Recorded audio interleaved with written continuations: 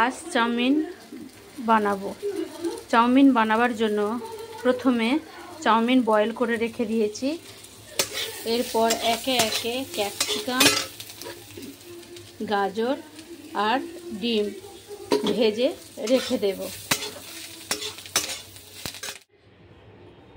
কড়াইতে সাদা তেল দিয়ে দিয়েছি। এবার দিয়ে দেবো লবণ স্বাদ অনুসার,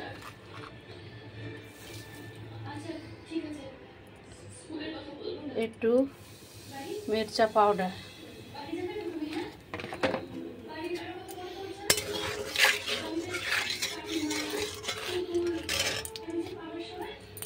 এরপর চাউমিন তুলে দেব।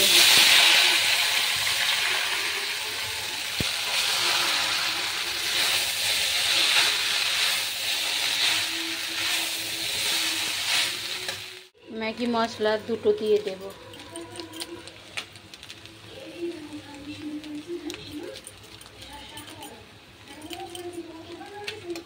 এবারে ভালো করে নেড়ে ছেড়ে নেব।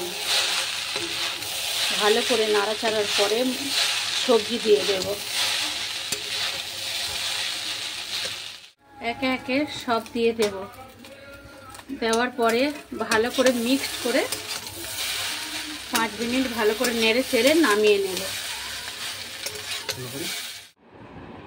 দেখুন টেস্টি চাউমিন তৈরি হয়ে গেছে। এর উপরে একটু সস দিয়ে দিলাম।